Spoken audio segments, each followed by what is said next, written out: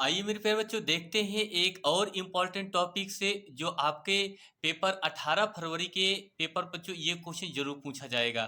ठीक है, तो चलिए मेरे प्यारे बच्चों इन सारे क्वेश्चन को फटाफट देख लेते हैं। यहाँ से आप लोग को बच्चों पूरे पूरे 5 अंक क्लियर होने वाले हैं।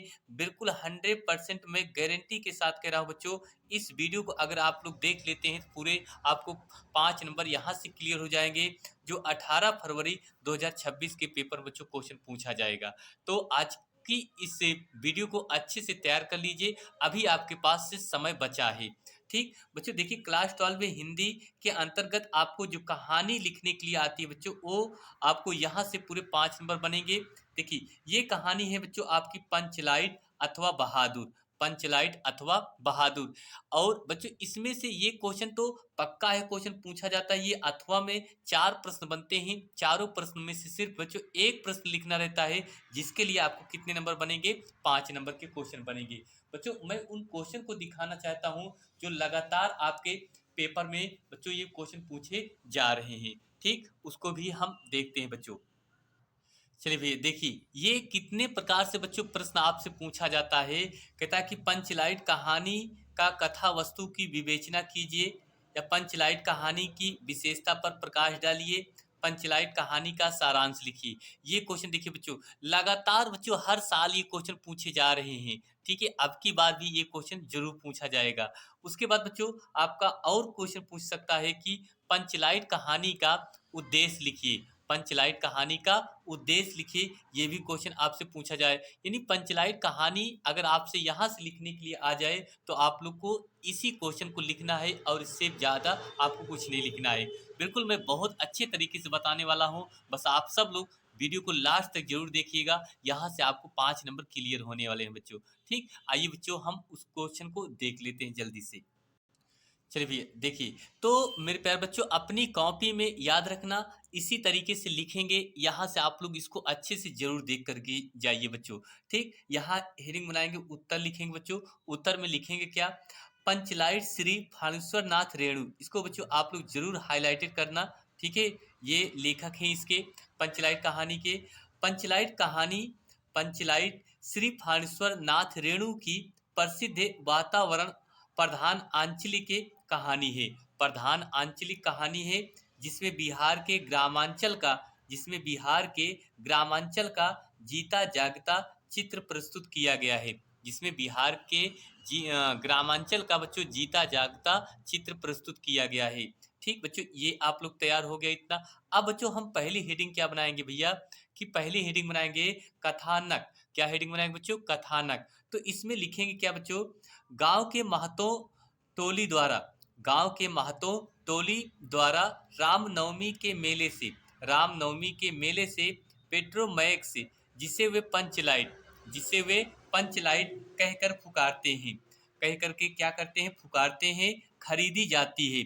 उस रामनवमी के मेले में बच्चों पंच लोगों ने मिल करके एक पेट्रोमैक्स खरीदे, जिसे जिस तरीके से उसका नाम रख दिया पंचलाइट। उसे आगे लिखेंगे बच्चों, उसके उद्घाटन के अवसर पर, यानी जब उसका बच्चों उद्घाटन होता है तो बहुत अच्छे तरीके से होता है। कैसे? उसके उद्घाटन अवसर अवसर पर पूजन का आयोजन होता है, उनके उद्घाटन अवसर पर पूजन का आयोजन होता है। आगे लिखेंगे बच्चों, संध्या समय कीर्तन मंडली आती है, संध्या के समय कीर्तन मंडली आती है, और पूरे गांव की औरतें एकत्र होती हैं, और पूरे गांव की जो औरतें हैं वो मेरे प्यारे बच्चों क्या होती हैं? एकत्र होती हैं। किंतु ऐन मौके पर यह मालूम होता है किंतु ऐन मौके पर यह मालूम होता है कि महतो टोली में महतो टोली में पंचलाइट जलाने का जानकार कोई नहीं है, पंचलाइट जलाने का कोई जानकार नहीं है। गांव की दूसरी टोली वाले गांव की दूसरी टोली वाले ताना कसते हैं, अतः वे उनकी उनकी सहायता लेकर के उनकी कृतज्ञता के बोझ को ढोना नहीं समझते थे। ठीक, ये रहा बच्चों आपका कथानक। क्या रहा बच्चों? कथानक। अब मेरे प्यारे बच्चों हम अगली हेडिंग बनाएंगे आपका अगली हेडिंग आपके बच्चों क्या हो, आगे थोड़ा सा और लिखेंगे भैया। ठीक है, हेडिंग बनाने से पहले और क्या लिखेंगे बच्चों? देखिए, गांव की एक लड़की मुन्नरी गांव की एक लड़की थी जिसका नाम क्या था बच्चों, मुनरी था। याद रखना, ठीक है। मुनरी था, जिसके प्रेमी का नाम गोधन था बच्चों। जिसके प्रेमी का नाम क्या था मेरे प्यारे बच्चों, गोधन था। गोधन को सिनेमा के गीत गाने के अपराध में, गोधन को सिनेमा के गीत गाने के अपराध में जाति बहिष्कार कर दिया गया। जाति बहिष्कार कर दिया गया। बतलाया जाता है कि गोधन पेट्रोमैक्स जलाना जानता है। बतलाया जाता है कि जो गोधन था वो पेट्रोमैक्स से जलाना जानता है।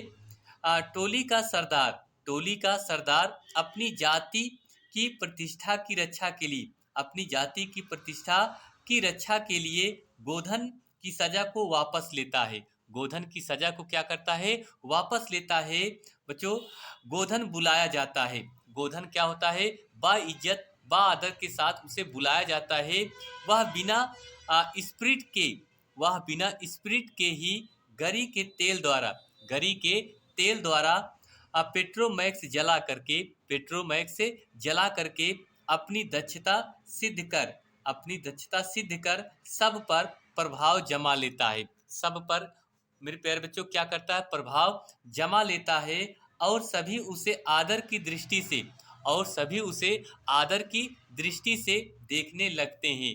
और सभी लोग उसको आदर दृष्टि सम्मान भाव से देखने लगते हैं। और सभी लोग, जितने भी लोग थे वहां पर उनका ताली बजा करके स्वागत करते हैं। ठीक, ये रहा बच्चों आपका कथानक। दूसरी हेडिंग बच्चों हम बनाएंगे क्या, पात्र और चरित्र चित्रण। पात्र और चरित्र चित्रण। तो इस पात्र में जो चरित्र चित्रण है बच्चों वो इस प्रकार है कि कहानी में व्यक्ति चरित्र की अपेक्षा, इस कहानी में व्यक्ति चरित्र की अपेक्षा वर्ग चरित्र की प्रधानता है। वर्ग चरित्र की प्रधानता है। सरदार, दीवान, गुलरी, फुंगी आदि प्राचीन रूढ़ियों से ग्रस्त ग्रामीणों का प्रतिनिधित्व करते हैं, प्रतिनिधित्व करते हैं। ठीक, ये हो गया बच्चों आपका पात्र और चरित्र चित्रण। अगली हेडिंग बच्चों हमारी क्या होगी वो आप देखिए। अगली हेडिंग बच्चों होगी आपकी यह, देखिए, कथोपकथन। ठीक है, कथोपकथन। मेरे प्यारे बच्चों इसको भी आप लोग अच्छे से जरूर तैयार कर लेंगे। ठीक, कथोपकथन में क्या है बच्चों, कहानी में कथोपकथन बहुत ही थोड़ा है। कहानी में, इस कहानी में कथोपकथन जो है बच्चों वो बहुत थोड़ा है। फिर भी वह अत्यंत ही सशक्त और स्वाभाविक है। फिर भी वह अत्यंत ही सशक्त और क्या है मेरे प्यारे बच्चों, स्वाभाविक है। बच्चों ये वीडियो आप लोग को कैसी लग रही है आप लोग कमेंट बॉक्स में जरूर बताइए। आप लोग से निवेदन करता हूं बच्चों इस क्वेश्चन को जरूर देख करके जाइएगा। यही क्वेश्चन आपके पेपर बच्चों पूछा जाएगा। मैं बार बार आपसे रिक्वेस्ट कर रहा हूं। ठीक, आइए भैया, ये हो गया आपका कथोपकथन। ठीक, अगली हेडिंग बच्चों बनाएंगे वातावरण। क्या हेडिंग बनाए बच्चों, वातावरण। तो वातावरण में लिखेंगे कहानी में वातावरण की ही प्रधानता है। इस कहानी में ही वातावरण की क्या है बच्चों, प्रधानता है। ग्रामांचल का सजीव चित्र कहानी को पढ़ते समय पाठकों के समक्ष आ जाता है। यानी कहा जाता है कि कहानी को वातावरण की ही प्रधानता है। ग्रामांचल का सजीव चित्र कहानी को पढ़ते समय पाठकों के समक्ष आ जाता है। क्लियर बच्चों, इतना अच्छा तरीके से मैं आपको समझा रहा हूँ बच्चों, एक ही बार में आप लोग इसको जरूर तैयार कर लेंगे। बच्चों आगे देखिए, भाषा और शैली। भाषा और शैली यानी पंचलाइट कहानी की जो भाषा है वो किस प्रकार है। देखिए, कहानी की भाषा सरल है। इस कहानी की जो भाषा है बच्चों वो क्या है, सरल है। जिसमें ग्रामांचलों के शब्दों का प्रयोग हुआ है। जिसमें ग्रामांचलों के शब्दों का क्या हुआ बच्चों, प्रयोग हुआ है। जो ग्रामीणों की अशिक्षा, जो ग्रामीणों की अशिक्षा और उनके अज्ञान का परिचायक है। जो उनके अज्ञान का क्या है बच्चों, परिचायक है। ये रहा आपका भाषा और शैली। लास्ट में अगली हेडिंग बच्चों हम बनाएंगे, लास्ट की हेडिंग उद्देश्य। क्या हेडिंग बनाएंगे बच्चों, उद्देश्य। यानी बच्चों इस कहानी का उद्देश्य क्या है इसको ध्यान रखेंगे। कहानी का उद्देश्य ग्रामीण समाज की अशिक्षा, अज्ञानता, अंधविश्वास, रूढ़िग्रस्तता आदि का चित्र पाठकों के समक्ष प्रस्तुत करना है। कहानीकार ने ग्रामांचल के खोखले अंधविश्वासों और रूढ़ियों की बखिया उधेड़ कर पाठकों के समक्ष रख दिया है। ठीक है, ये रहा बच्चों आप लोग का पंचलाइट कहानी का सारांश बच्चों, यहाँ से आप लोग को पूरे 9 नंबर बने 5 नंबर के क्वेश्चन बन जाएंगे। ठीक है, आगे बच्चों हम बहादुर कहानी का सारांश भी जल्दी से देख लेते हैं ताकि आपको लिखने में आसानी हो। देखिए बच्चों उसको भी जल्दी से, चलिए भैया देखिए, ये बहादुर कहानी है। क्या है बच्चों? बहादुर कहानी। इसको अगर आप लिखते हैं तो यहाँ से भी आपको 5 नंबर बनेंगे। यानी आपको 4 कहानी में से सिर्फ एक कहानी लिखना होता है जो आप लोग के लिए सबसे इम्पोर्टेंट, आप लोग पंचलाइट या बहादुर लिख दीजिए।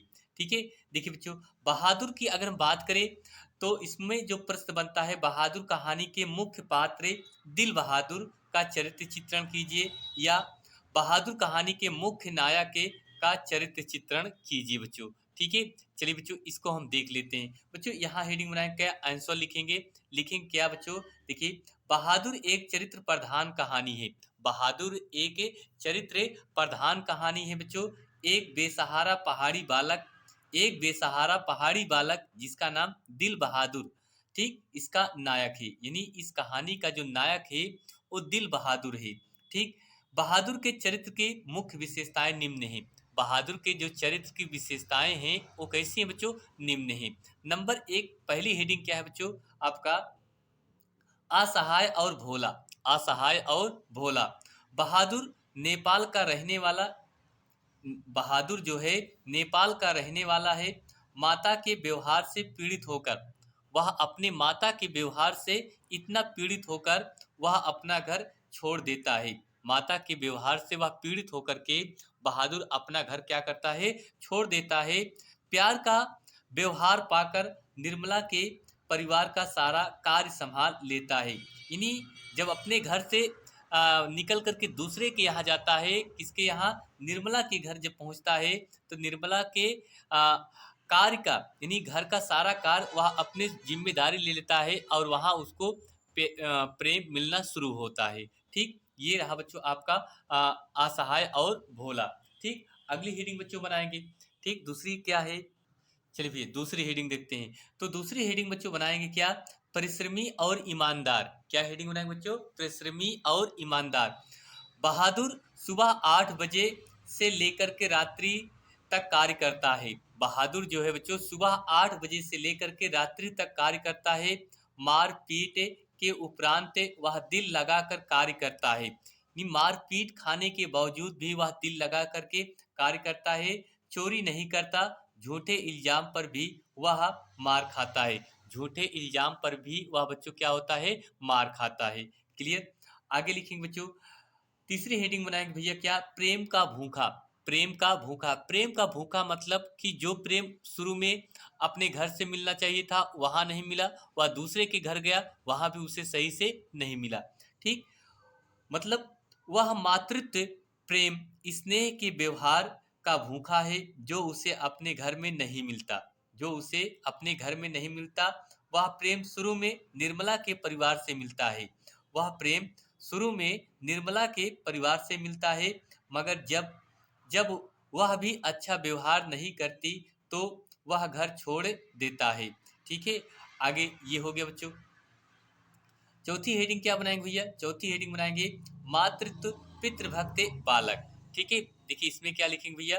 लिखेंगे बहादुर का हृदय मातृभक्ति एवं पितृभक्ति के साथ ही भावना से ओतप्रोत है। उसकी माँ उसे मारती है, उसकी माँ उसे मारती है, उसकी उपेक्षा करती है, इसलिए वह घर से भाग आया है और नौकरी कर रहा है। वह घर वापस भी नहीं जाना चाहता है, वह घर वापस भी नहीं जाना चाहता है।